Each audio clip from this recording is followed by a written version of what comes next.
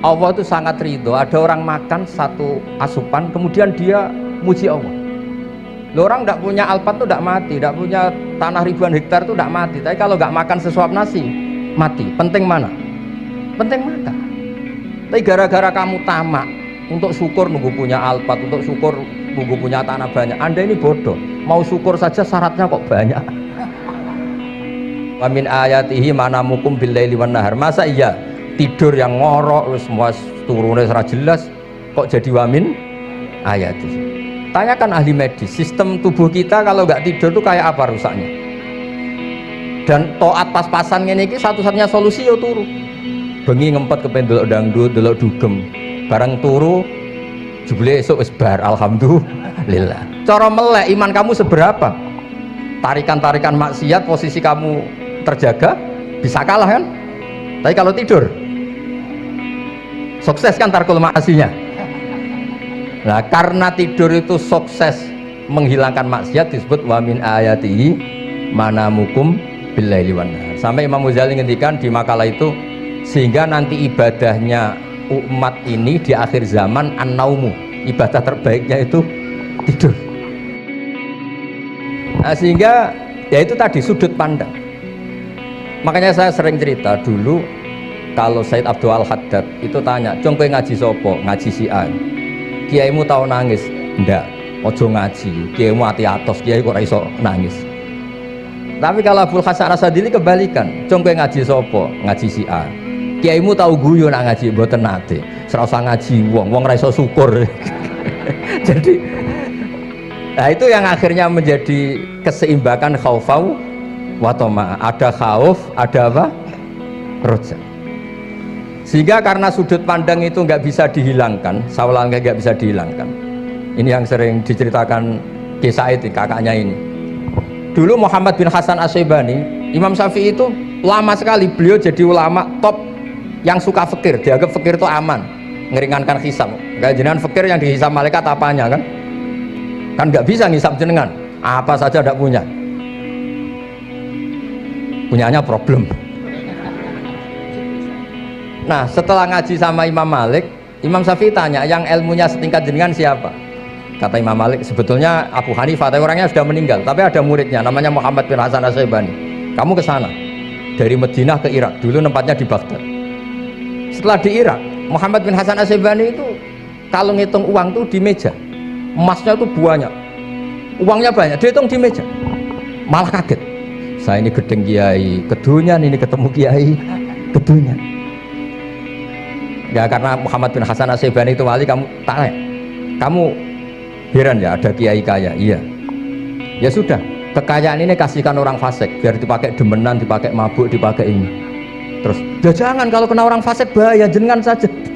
Semenjak itu Imam Syafi'i mulai rodok seneng duit. Jadi ada ceritanya, kok diangen-angen, nah terus keterusan umatnya kayak gini-gini itu. Jadi ini cerita nopo istihad, apa cerita nopo istihad. Sama pangkat juga sama. Gue seneng nak orang soleh-soleh tidak ikut ngurus negara ini, mau dikemanakan negara ini. Tapi ada yang berpikir, gue seneng nak orang soleh terkontaminasi. Ya sudah monggo, sing isra payu jabat, nggih berpikir zuhud. Sing payu yo berpikir politik. Yang penting semuanya itu berdasar ilmu. Yang penting itu semuanya berdasar apa? Karena ilmu ini basis yang paling diridani Allah Subhanahu wa ta'ala. Masyhur itu di Ihya sering diceritakan Imam Ghazali, ana alim uhibbu kulla alim. Kata Allah, saya ini alim dan sangat mencintai orang alim. Karena orang alim ini yang tahu perspektif. Orang yang enggak, yang ngiranya, saya ulang lagi, yang ngiranya itu enggak ilmiah. Di depan orang alim itu sangat-sangat apa? Ilmiah. Yaitu tadi misalnya ada ayat wa min ayatihi manamukum billaili wan nahar. Masa iya tidur yang ngorok semua turunnya serah jelas kok jadi wamin ayat itu. Tanyakan ahli medis, sistem tubuh kita kalau nggak tidur tuh kayak apa rusaknya. Dan toat pas-pasan ini satu-satunya solusi yo turu. Bengi ngempet kepen delok dangdut, delok dugem. Barang turu jebule esuk wis bar, alhamdulillah. Cara melek iman kamu seberapa? Tarikan-tarikan maksiat posisi kamu terjaga bisa kalah kan? Tapi kalau tidur sukses kan tarkul maksinya. Nah, karena tidur itu sukses menghilangkan maksiat disebut wa min ayatihi manamukum billaili wan nahar. Sampai Imam Ghazali ngendikan di makalah itu, sehingga nanti ibadahnya umat ini di akhir zaman an-naumu, ibadah terbaiknya itu tidur. Nanti mulane maksud kula ngeten lho. Sampeyan anut jalur wong alim dia turu ya ibadah, tengok-tengok ya ibadah, jagongan nggih ibadah, gojol-gojolkan ambek kanca nggih napa? Ibadah. Karena ini semuanya kul bi fadlillah bi rahmati fa bidzalika napa? Falyafrah. Tapi kalau kamu tidak punya basis ilmu, adanya suudzon. Kiai kok jagongan guyon sewengi ku kiai opo? Kiai kok turu sewengi ku kiai. Karena basisnya ada ilmu. Padahal jelas ketika Rasulullah bikin urutan kebaikan, pertama Nabi ngendikan kamu menolong orang. Jika tidak bisa, terakhir Nabi ngendikan takufu syarraka anin nas fa innaha shadaqatun minka ala nafsik. Tadi beliau juga cerita di nasihat Imam Mun, idza lam tuhsin fala tusi. Kalau tidak bisa berbuat baik, setidaknya kamu tidak berbuat jelek sama orang lain. Dan potongan ini paling gampang apa? Tidur kan? Wis sampeyan nak turu wis ra zina, ra maling, ra ngrasani wong wis ora tusik. Nah, dengan konstruksi usul fikih seperti itu kamu tahu kualitas ayat wa min ayatihi manamukum billaili wan nahar. Ya sama, ternyata makan itu yang menjaga nyawa, ternyata makan itu yang menjadikan syukur. Kalau kamu nggak percaya puasa, sama nak poso gedang goreng mewah, gedang goreng mewah, air satu teguk itu mewah. Makanya kalau lama dulu ada santri kepengen mangan enak, ya saya ingin mangan enak gini-gini, caranya gimana? Itu rumusnya ada sate, ada mie ayam. Idamuhu alju. Kalau kamu ingin enak, lauknya itu lapar. Ya kalau puasa itu semuanya kan enak. Nah itu lagi-lagi basisnya itu ilmu. Nah sekarang banyak orang yang sudah tidak peduli dengan ilmu, kayak ijazah dilakoni kan. Jadi kayak wiridan la ilaha illallah itu sebetulnya harus dibarengi dengan ilmu. Ini yang terakhir supaya tidak lama-lama. La ilaha illallah itu basisnya ilmu. Surga yang begitu mewah itu dibikin juga bagi yang melafadzkan la ilaha illallah. Neraka yang begitu ekstrim, sampai kalau benda dijatuhkan dari atas ke neraka itu sampai bawah nunggu 70 tahun. Bisa kamu bayangkan kalau kamu di dalam, naiknya susah itu. Ini dijatuhkan ke neraka itu sampai bawah nunggu berapa? 70 tahun. Loh, neraka sebegitu ekstrim itu dibikin untuk yang menolak la ilaha. Berarti kalimat ini kalimat spesial. Kalimat yang neraka dibikin ya atas nama itu yang menolak, surga dibikin juga atas nama itu yang menerima. Itu satu saktinya la ilaha illallah. Sakti kedua, orang kafir 70 tahun ngelafadzkan la ilaha illallah sekali langsung dihukumi mukmin. Yughfar lahum ma qad salam. Qul lil ladzina kafaru iyantahu yughfar lahum ma qad salam. Orang yang melafadzkan la ilaha illallah Muhammadur Rasulullah itu dosa 70 tahun kafir itu hilang semua. Tapi gara-gara ada ilmu terus diumumkan tahlil dening Kiai Haji Niam mesti sing nguri wah sawi mesti. Padahal kalau kamu tahu ilmunya tadi ini kalimat luar biasa, kalimat yang bisa melebur dosa. Bahkan dalam madzhab Sadiliyah itu unik. Kalau kamu wiridan la ilaha illallah itu jangan istighfar dulu, istighfarnya belakangan. Alasannya Abdul Hasan As-Sadili itu fa'lam annahu la ilaha illallah wastaghfir li dzambik li hadhil kalimah. Orang kafir 70 tahun dia istighfar 100 kali enggak akan dimaafkan Allah, tapi ngelafatkan la ilaha illallah langsung dimaafkan. Jadi orang bisa dimaafkan tuh barokahnya la ilaha illallah.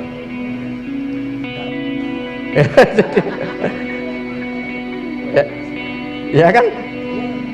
Jadi orang kafir 70 tahun wirid istighfar 100 kali atau 1000 kali dimaafkan enggak? Enggak kan? Tapi kalau membaca la ilaha illallah dimaafkan. Jadi istighfar tuh ngefek positif itu kalau dibarengi la ilaha illallah. Makanya wastaghfir li dzambika ay bihadil kalimah cara Profesor. Kamu boleh istighfar berdasar hadhil kalimah, berdasar la ilaha illallah. Tapi terus kemudian ya thariqah itu banyak, itu urusan rasa. Justru karena la ilaha illallah kalimat thayyibah harus disucikan dulu. Caranya istighfar dulu. Nah itu urusan monggo lah. Tapi apapun itu basisnya harus napa? Ilmu. Basisnya harus ilmu. Jangan malah sentimen. Wong di kuburan wiridan la ilaha dihukumi kafir. Nah, itu kan aneh. Wong kalimat ini yang kafir saja menjadi muslim, sekarang yang muslim menjadi kafir. Tuh paham kok seaneh itu gitu kan. Ya karena basisnya ada ilmu tadi. Coba kalau basisnya ilmu, itu kan aneh betul. Hadil kalimah kalimatun soro bihal kafiru musliman. Fakaifa sorol muslimu bidzalika kafiron. Ini kalimat yang kafir saja menjadi muslim. Masa dengan kalimat yang sama yang muslim menjadi aneh gak? Aneh. Jadi kalau suwon pokoknya basis ilmu harus sekuat-kuat. Ya caranya gini nagih kiai kon sregep mulang aja politik terus ngoten. Tapi politik ya bagian dari ilmu, wis ra iso diterangno lho. Terus katanya niku ahlul ilmi dihormati, tapi nyatane dipeksa. Terus memang banyak paradok dalam ilmu usul fikih. Ilmu usul fikih itu ilmu yang menjadikan orang itu bisa berpikir. Terus kalau tak cerita tentang pertama tentang Ki Agil sing al-ma'ruf bi ahli nahwi. Nahwu riyen di era dulu itu dadekno tiyang dadi wali. Sampai disebut hatta nahat qulubuhum li nahwihi fa min azimi sya'nihi lam tahwihi. Terus orang-orang baik niku ketika usul teng pangeran nyebut Allah la ilaha illallah mboten saged. Sagede namung nyebut dhamir sa'an niki niku hu. Akhirnya kathah toreko sing ha hu niku gara-gara ahli nahwu niku. Nah, disebut fa'uribat makna dhamiris sya'ni. Jadi ngelafatkan la ilaha illallah ndak bisa tapi hu bisa. Mergi ke Jawa niku tukang ngakali, terus hukum niku diakali. Sakjane teke hadis niku mangkana akhiru kalami la ilaha illallah dakhalal jannah. Tapi ada kekhawatiran pas la ilaha mati. Lan la ilaha mati ra radi kaya ateis. Ora ono pangeran maujud mati. Sampeyan kan gak iso janjian mbek Israil. Kan mboten saged weanan, mboten saged kong kali kong. Daripada la ilaha niku resiko karena takut mati pas la ilaha dereng illallah.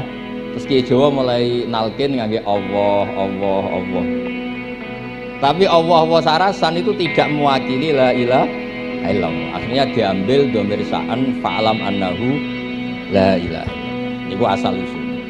Cuma kebetulan thariqah kita tidak jalur itu, tidak jalur yang lewat dhamir napa? Sa'an. Tapi sementing tadi dawuhe Kiai Mustafa, sementing kita tahu secara ilmu. Terus nomor kalih cerita uzlah wae. Kula memang bener-bener uzlah. Terus kula niku diundang acara-acara publik, mari Habib Gibran gitu. Hanya di halaqah ilmiah. Kemarin terakhir beliau ngerayu niku jare marrotan wahidah. Niku saya pegang. Dan itu dicatat di Lauh Mahfud. Dan ciri utama kiai itu tidak membatalkan perjanjian. Dengan jauh marrotan wahidah pas niku. Terus ngeten kula cerita sithik tentang ilmu yang sering kula utarakan. Di antara kitab yang dipakai guru-guru kita sing dilanggengi Mbah Mun Maus niku kitab Ihya. Kula dari sekian cerita Ihya yang paling kula kenang niku bahwa ternyata Allah itu andaikan boleh dibahasakan niku cara berpikir tuh dalam bahasa tafsir disebut tanazul. Tanazul niku wong ben kaya orang kebanyakan. Saya ulang lagi supaya orang tuh kayak orang nopo kebanyakan. Ada dua ahli neraka yang dipanggil, yang satu ditakoi, "Cung ning neraka piye rasane?" "Syarru makan, mboten enak Gusti." Terus mbek pangeran diken balik, "Ya wis kono cung mlayu balik nang neraka." Niku tiange lari kencang, sekencang-kencang. Semangate seneng ambek kon balik ning neraka. Ditakoki mbek pangeran, "Lho cung kon mara neraka kok seneng?" Kula nu pun kapok Gusti, kula nu nyesal ketika di dunia nak jenengan utus niku lelat-lelet. Niki kula tobat dengan bukti dikan jenengan teng neraka kula mlayu. Lha nu pangeran akhire haru wong kok semangate mlebu neraka kaya ngono. Mergo diperintah pangeran. Ya dados niki ijazah jenengan akan mlebu neraka jenengan sing semangat nggih. Karena zaman ning donya sering diperintah Allah mboten napa? Semangat. Lah niku kemungkinane dibarno, kemungkinannya dipanggil. Lah tiang itu terus dipanggil oleh Allah. Ya wis kaya wong apik, tak kongkon nurut tenan, semangat tenan, terus diken mlebu swarga. Nah ini ijazah pertama nggih. Dinakkan mlebu neraka sing napa? Semangat. Sing kedua niku dipanggil ku plengakan lelat-lelet. Kados kula diutus Gus Mus niki nelpon kula mboten purun akhire ning Bika jare matur Gus Subak. Turuti ya, aku diamuk Bika jare Bapak.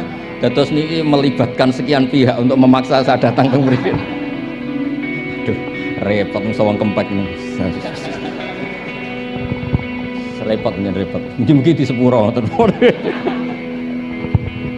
Yang kedua niku diken mlebu neraka malih ku lelat-lelet, delok pangeran mboten semangat.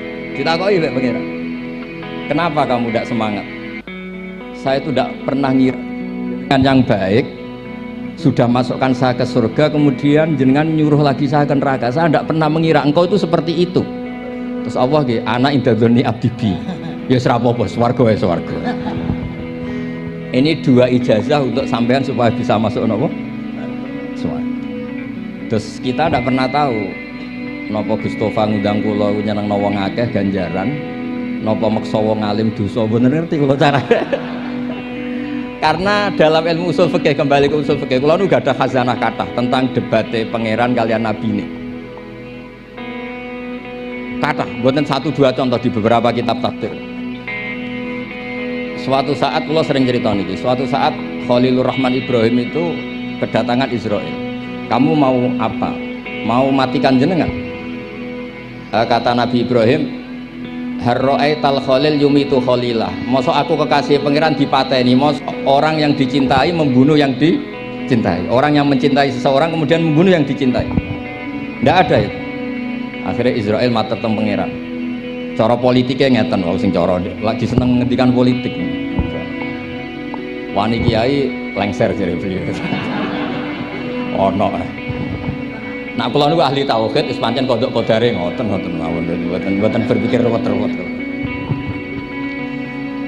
Terus Israel kan mboten biasa logika, kayak kan malaikat itu SOP kan, mboten biasa logika. Akhirnya matur pangeran, kata Ibrahim, masa kekasih bunuh yang dikasihi, masa yang mencintai bunuh yang dicintai. Tapi Ibrahim baru sadar ngadepi pangeran gitu, lebih pinter. Ketika Allah fakullahu, katakan ke Ibrahim, harlo aital khalil yakrohu ayal khalilah. Mosok jari seneng aku kok ketemu aku rawani, jari seneng kok rawani ketemu. Lah niki sampean aku pengen mati, monggo ngake ilmu sing niki. Wong jari seneng pangeran kok rawani ketemu pangeran. Jeneng, nak seneng seneng ketemu. Ibrahim seneng sakit. Yo mati saiki ra apa mati saiki. Terus kedua, niki cerita karena ini pondok ilmu. Orang harus biasa pakai logika usul fikih. Politik juga gitu. Nak kiai politik rawan kena syubhat. Tapi nak wong soleh ra oleh politik, kue ridho dipimpin wong fasik-fasik kabeh. Ya, mboten ngerti, mbok sing bener dis pokoke ngoten. Yes, itu memang logika usul napa? Fikih. Logika usul napa? Ketika Nabi Adam badhe didamel niku materinya saking bumi.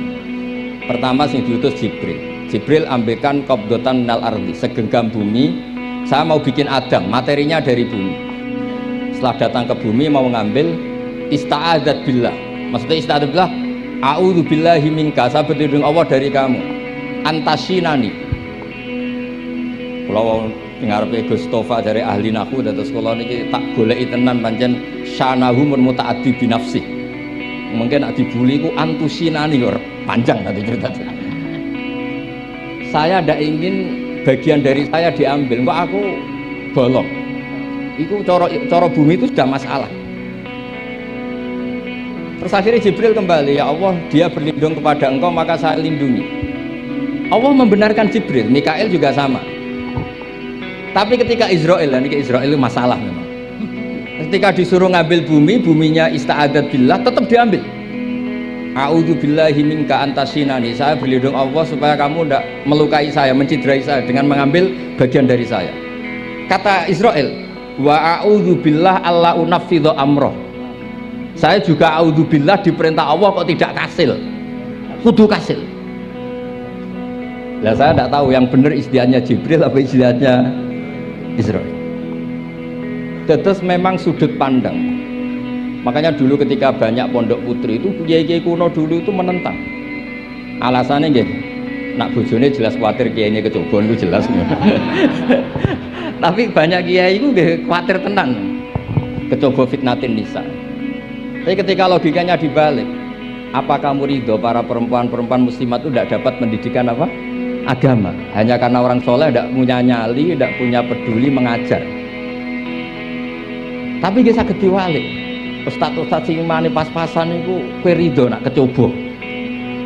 Sampeyan milih mana? Ridho kecoba apa ridho bodoh? Nah, logika-logika usul fikih ini yang kemudian dipakai Wali Songo. Dipakai Wali Songo kemudian membiarkan sekian tradisi yang insya Allah itu salah sebetulnya. Tapi tidak sebanding dengan asmane Allah Subhanahu wa taala. Misalnya begini. Nggih niki dirungokno mawon. Sampeyan ra paham mboten napa-napa. Sampeyan nak ra paham wis anggap ae tawadhu. Pantese wong awam yo ora paham. Nak paham dadi kiai. Terus biasa mawon sampeyan nak ra paham aja tersiksa. Umpamane jenengan mboten kiai kok kon paham. Nah sampeyan pinter kados kula mestine ora ngrungokno, semangate hasud. Terus rivalitas perkara. Nah, cara Mbah Mun nak cerita ngoten, dhisik kowe zaman bodho iku angger kiai mbok cucuk. Bareng padha kiai niku koyo saingan. Niku pun sunatullah ndak bisa dihindari, niku pun sunatullah. Terus kembali lagi ya. Logika-logika usul fikih niku dipakai oleh Wali Songo. Ngeten ada cerita ini rungokno ten. Itu sudah saya cek di beberapa riwayat termasuk di Musnad Imam Ahmad. Ada orang, ini bukti teorinya Wali Songo itu benar. Wonten tiyang gadah kesalahan niku dokumen kesalahan niku maddul basar sepanjang mata melihat. Wis ngoten jumlahnya 99 bok. Kayak apa banyaknya? Per bok maddul basar sepanjang mata nopo melihat. Ketika dia ditanya Allah itu kalau tanya demokratis. Adzolamat kakatabati, jangan-jangan malaikat saya sentimen kalau kamu jelek ditulis, kalau baik enggak Gusti. Afalaka ujurun, jangan-jangan kamu saat salah itu punya alasan, enggak Gusti, ya memang salah. Tapi kata Allah, sudah kamu tenang saja, kamu punya ini. Itu hanya satu box, ya kira-kira kayak tempat jam tangan ya. Enggak, kamu punya ini, cukup ini. Terus malaikat tanya, ya Allah, apa artinya, apa ngefek itu kalau ditimbang dengan kejelekan sebanyak itu dengan satu box jam? Orang ini juga bilang, Gusti sudah ada usah ditimbang, nggak ngefek itu pasti kalah. Tapi setelah ditimbang menang yang satu box kecil tadi, karena di situ adalah la ilaha illallah Muhammadur Rasulullah. Jadi malaikat diancam sama Allah, kamu berani tidak mempertimbangkan nama saya? Apapun banyaknya box itu dosa itu tidak saya. Kalau ini la ilaha illallah itu nama saya. Kamu berani tidak mempertimbangkan nama saya? Ya tidak berani Gusti, ya harus dimenangkan. Nah itu semalahnya kalau pengajian ini ya ono istilatur rijal wan nisa, tapi baru kayak ngaji di sepuro. Ya aja muni halal, tapi ya aja muni terus gak ono faedahe. Di sepuro insya Allah. Karena kalau nuruti harus steril halal itu kayaknya tidak bisa. Terus di situ ditutup fala yaskulu ma'asmillahi ta'ala syai'un. Dibanding asmane Allah Ta'ala sesuatu itu tidak ada nilainya, pasti menang Allah Ta'ala. Sehingga banyak ulama ngendikan kowe nak berdosa, bersalah maca iki. Dan kalau Anda dosa misalnya catatannya satu box terus di bawah ada astagfirullah, malaikat ditanya sama Allah, kamu berani tidak mempertimbangkan nama saya disebut di situ? Nah saya ini ribuan orang yang ngundang, saya berani mengabaikan. Bareng ana wong ngaku mbah ya mbah tenan wae. Ya terus ngoten, kowe wani gak mempertimbangkan Gustofa sing mantune Mbah Maimun. Ya. Semoga cara pandang malaikat nanti seperti itu. Tapi nanti kalau malaikat cara pandang, mbah kok tukang maksa putu. Itu mbah model opo. Nah saya ini sudah ngalah satu kali. Berikutnya logika kedua yang insya Allah terbangun di kalangan malaikat, yaitu mbah ora oleh maksa napa putu. Ning dinggon mbah yang baik putune dolanan di barno. Ini ora putu lagi asik-asik dolanan. Rene kon nyapu. Nah, itu udah jenis mbah yang baik. Nah ini pentingnya ngaji. Kalau nanti ditanya sama seorang dosen, Gus, masa iya Quran yang katanya mutu semutu-mutunya, kemudian ada ayat kulu washrobu, mosok urusan mangan, gak usah disuruh orang juga makan. Terus kualitasnya kulu washrobu itu di mana? Terus kalau jawab, terus sorokan yang penting wopo, rapat utawa seminar. Tidak ada rapat, tidak ada seminar itu kamu tidak mati. Tapi kalau nggak makan itu mati. Nah, ya penting makan. Lah iya, jadi orang itu lupa kalau sesuatu yang seserius itu karena menjaga nyawa, yaitu makan. Terus karena makan tuh hal yang murah dianggap biasa, itu bahaya. Sehingga sebetulnya yang kita bisa jadi wali lewat hal-hal keseharian tidak bisa jadi wali karena tadi. Saya punya hadis, ini mudah sekali untuk Anda jadi wali. Bahkan di atas wali lah. Inna woha ta'ala layardo anil abdi. Pakai inna masih pakai lam taukid. Inna woha layardo anil abdi ayyakulal aklata fayahmadahu alaiha aw yasroba syarba fayahmadahu alaiha. Allah itu sangat ridho ada orang makan satu asupan kemudian dia muji Allah. Loh, orang tidak punya alpat itu tidak mati, tidak punya tanah ribuan hektar itu tidak mati. Tapi kalau nggak makan sesuap nasi mati. Penting mana? Penting makan. Tapi gara-gara kamu tamak untuk syukur nunggu punya alpat, untuk syukur nunggu punya tanah banyak, Anda ini bodoh. Mau syukur saja syaratnya kok banyak. Jadi sebetulnya kalau kita mau jadi wali itu cukup setiap makan itu kamu syukur. Fayahmadahu alaiha aw yasroba syarba fayahmadahu alaiha. Makanya wali-wali dulu kalau didik raja yang sedang berkuasa itu ditanya, kamu raja besar, punya pengaruh besar, andaikan kamu di padang pasir dan kemudian Anda tidak mendapatkan air sama sekali, apakah kamu menggantikan kerajaan kamu demi beli satu seteguk air? Iya, akan saya beli karena saya kalau tidak minum mati. La tafroh bimulkin la yusawi jar'atamain. Kamu jangan bangga dengan sistem kekuasaan yang tidak senilai dengan seteguk air. Orang nggak jadi raja itu nggak mati, tapi kalau nggak minum mati. Terus akhirnya dosen itu tahu, wah berarti kulu wasrobu itu luar biasa Gus, sangat luar biasa. Makan dan minum itu luar biasa. Makanya terus ada kiai mertamu mangan. Kalau tadi baru datang kon mangan, di sini ya ada mangan. Ya saya anggap baik itu proses jadi wali ngoten Pak. Jadi segampang itu jadi wali. Nah kemudian gara-gara torekoh terus jadi wali ku repot kon maca 10.000 wiridan kon opo. Kesuwen iki cara-cara kesuwen. Karena ini partai gak torekoh tadi. Dulu abahnya Mbah Maimun Bazuber itu kalau disuruh wiridan lama-lama itu nggak mau. Sementing diridani pangeran, maca kok akeh-akeh. Nah, itu partainya partai ahlul ilmi. Ya partainya partai ahlul apa? Nah kemudian karena saya ini nekuni tafsir ya, itu saya kepengen ya menggerakkan supaya ilmu Quran itu menarik. Caranya apa?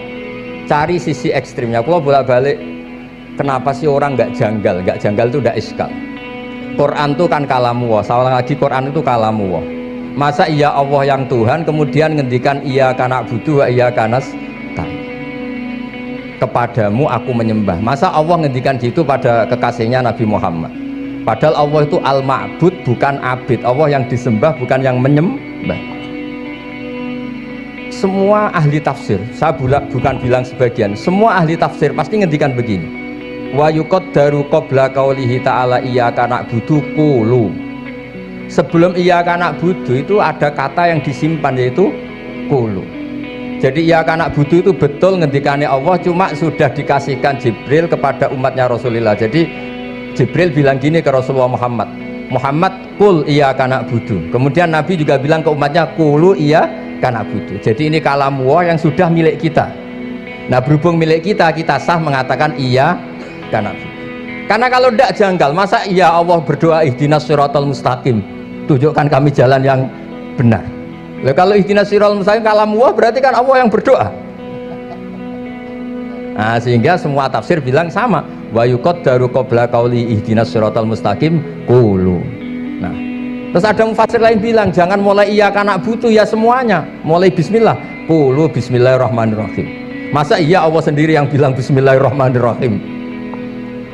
Nah, dengan tafsir seperti ini terus kita akhirnya lagi-lagi kembali ke usul fikih, kembali ke balaghah, kembali ke nahwu.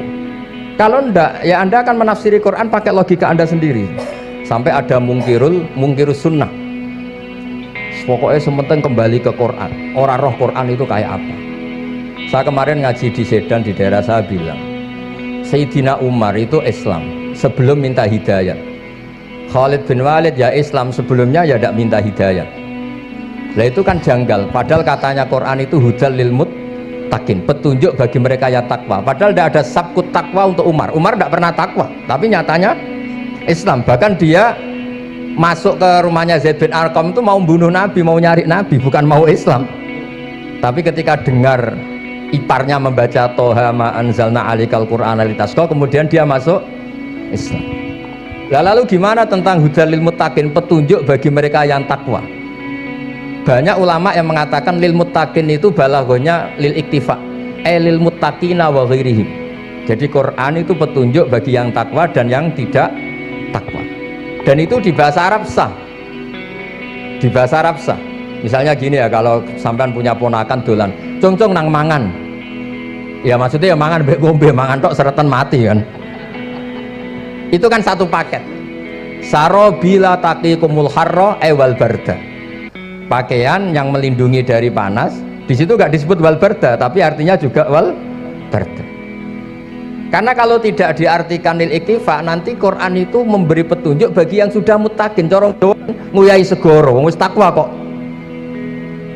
Nah ini kita butuh ahli tafsir yang al-usuli. Karena itu yang menjadikan Quran punya kualitas lagi. Seolah lagi punya kualitas lagi. Kalau ndak, Quran tuh kayak biasa-biasa saja, kayak tadi kulu wasrobu kayak dan seterusnya dan seterusnya. Jadi kalau suwun barokahnya hormat sama orang alim kados Ki Akil, Ki Siras dan tenaga keluarga mriki. Orang menghidupkan logika ilmu lagi. Jadi kalau seneng lah nak dalam Gusmus ahli ilmu boten krana niat fakir boten. Biar sampean ngerti lah kalau ngadepi ahlul ilmi itu pun boten level. Ahlul ilmi itu kalau punya logika itu tidak bisa dibantah. Saya beri contoh sekian contoh yang nyata yang diajarkan Rasulullah SAW. Nabi itu pernah mau dipermalukan orang karena Nabi ngendikan la adwa wala tiarata, tidak ada penyakit menular. Terus ada orang iseng kok onta yang kena kudisen itu dijejerkan yang waras ikut kena kudisen. Terus orang ini tanya, ya Rasulullah ini tadi sehat, tapi kena onta yang kudisen ikut kudisen. Nabi tanya lagi, faman a'dal awal, yang kudisen pertama ketularan siapa? Wah itu dari Allah ya, maksud saya seperti itu. Terus kalau suwun lah ngaji usul fikih yang serius, karena itu menjadikan kita bermartabat. Kulo niku sering lepas jenazah tangga-tangga kulo nggih penggene delok TV, nak bengi nggih ngelamun, ngayal sugih, kadang yo ngapalo tikus sing liwat dhuwure saking ora ana penggawean. Tapi kulo nak lepas jenazah ini orang baik. Sampai bojone protes, "Ape opo lho Gus, angger bengi ku mau ngelamun ngitung tikus liwat, ngitung apa?" Terus kulo matur, ngitunge aja ngono, ngitunge tarokal ma'asiyah. Wong ning omah itu artinya tidak dugem, tidak melakoni maksiat. Itulah yang menjadikan usul fikih itu ilmu yang sangat terhormat. Coba kalau Anda jadi pakar usul fikih kayak saya, mau kaji betul usul fikih. Orang tidur semalaman jangan bahasakan tarokat tahajud, wa tarokal witro, wa taroka qiyamal lail. Tapi bahasakan taroka zina, wa tarokal ghibah, wa taroka kada wa kada minal ma'asi. Keren buatan? Keren. Kalau kamu udah ahli usul fikih maka kiai kok amen turu, kiai kok guyon suwengi. Lu kiai guyon sungi itu melawan, kiai itu ustaz juga manusia, karena bengi itu ya kepengen nonton, tapi kan buatan pantas. Akhirnya korbannya santri ini dijak guyon gak jelas. Lah apel neng rodo ya ora pantas. Ngelawan nafsu itu berat, caranya ya dilalek-lalek no guyon itu. Lah muga-muga malaikat kabeh ahli usul fikih nganggep ngono iku perlawanan terhadap keinginan apa mas.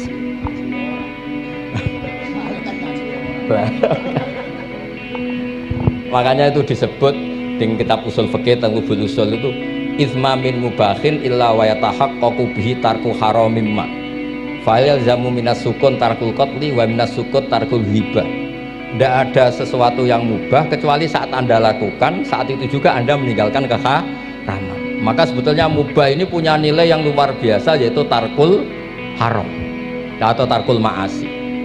Jadi sawangane sampean nang omah kukar kukur, mlebu metu, kukar kukur meneh, mlebu metu, bariku turu angop ngorok. Nah, semoga malaikat ini al-usuli sehingga ngitung itu hadza tarokal ma'asiya kullaha. Hebat ini orang yang tinggal napa? Masih. Kayak nak malaikat itu jenis rada ekstrim. Alumni kempek suwengi ra tahajud ora witir ku alumni opo? Mulane kalau niku ngaji usul fikih terus supaya diperdengarkan ke malaikat. Supaya teorinya pakai usul napa? Fikih.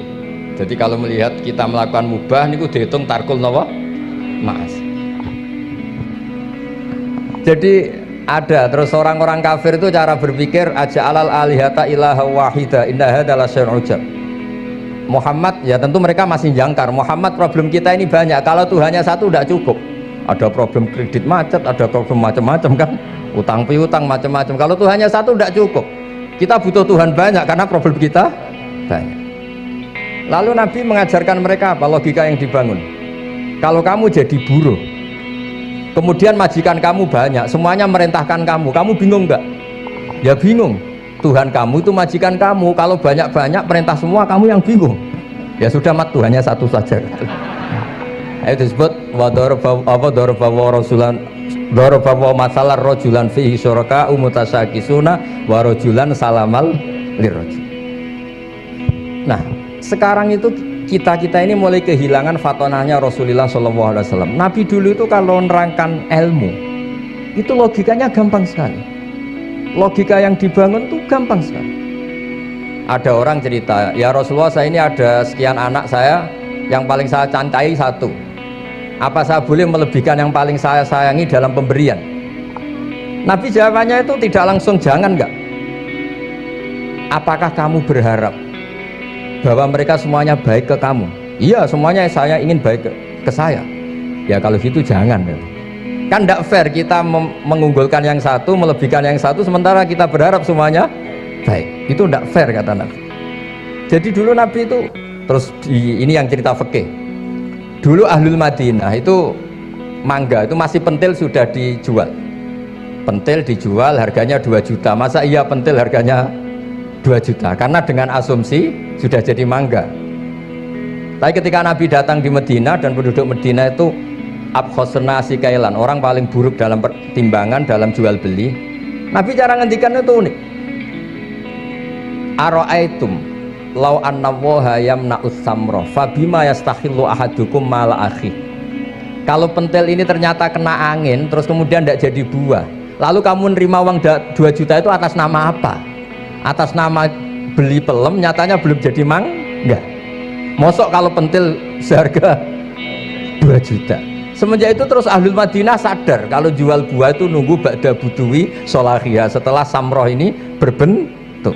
Tapi Nabi tetap ngendikannya pakai logika. Nah sekarang banyak kiai yang sidik-sidik neraka. Sebenarnya Nabi itu ngajari logika. Ada pemuda dia itu hipersek, mau masuk Islam tapi tetap boleh bebas. Saya ini ingin Islam tapi jangan larang seks bebas. Wah itu sahabat semuanya melarang ketemu Nabi karena ini ngawur betul, masa pamit Islam kok. Tapi setelah gaduh, Nabi tanya, kenapa gaduh? Ada pemuda mau masuk Islam tapi yasta'izinu fi zina, dia minta izin supaya tetap boleh zina. Kata Nabi, suruh saya ke sini. Setelah datang di depan Rasulullah, logika yang dibangun Nabi itu luar biasa. Atuhibbuhu li bintik. Kamu suka punya anak putri kemudian jadi demenannya orang laki-laki hidung belang? Ya enggak, saya bunuh orang itu. Andaikan itu ke ibu kamu, saya bunuh orang itu. Atuhibbuhu li bintik, atuhibbuhu li ummik, atuhibbuhu li ukhtik, atuhibbuhu li kholatik. Kamu suka punya anak putri yang jadi demenannya orang? Ya tidak suka ya Rasulullah. Kamu suka kalau punya ibu didemeni orang banyak? Ya tidak suka Nabi. Sampai otaknya itu yastakbihu zina, sehingga otaknya itu wah zina itu buruk betul. Akhirnya ya Rasulullah sudah, saya mau se-Islam tanpa zina-zina. Karena logika yang dibangun Nabi itu luar biasa. Nabi pertama mengingatkan atuhibbuhu li bintik, atuhibbuhu li ummik, atuhibbuhu li ukhtik, atuhibbuhu li kholatik. Sampai dia ini nggak bisa apa-apa. Sudah Nabi sudah. Jadi logika ini yang harus kita waris. Lagi-lagi kembali yang bisa waris itu ahlul ilm. Sama itu kan kayak diskusinya Nabi Yahya dan Nabi Isa. Nabi Yahya itu suka berkawan orang-orang soleh. Setiap berkunjung di mana itu nyari yang orang-orang soleh. Ditanya kenapa kamu berkawan orang soleh? Ya berkawan orang soleh itu asik. Tapi kalau Nabi Isa enggak. Kalau ada desa-desa yang masih hitam, masih merah itu dikunjungi kemudian dibina. Ditanya sama Nabi Yahya, lima anda tanzilu ala syirarin nas, kok kamu kumpul orang-orang yang kayak gitu? Jawabnya beliau, innama ana tabibun udawil mardu. Di mana-mana nabi itu ya dokter, di mana-mana dokter nyembuhkan yang sakit. Jadi dulu logika kebalikan itu dibangun, sehingga dulu ulama khilaf itu ikhtilaful a'immah apa? Rahmah. Masyhur itu. Saya sering cerita dan itu ada di kitab Hilyatul Auliya. Nabi Yahya itu lebih ceria. Nabi Isa itu agak sering cemburut. Atau kebalikannya, pokoknya yang satu tuh mali aro ka'abisan ka'annaka taqnatu mir rahmatillah. Kamu kok sering cemburut, seakan-akan rahmat Allah itu terbatas, wong kok ra iso syukur. Yang satu gojlok, mali aro ka dhahikan ka'annaka ta'manu mim makrillah. Kowe kok guya-guyu, kok is bebas kon neraka wae gitu. Ya ngoten mawon. Assalamualaikum warahmatullahi wabarakatuh.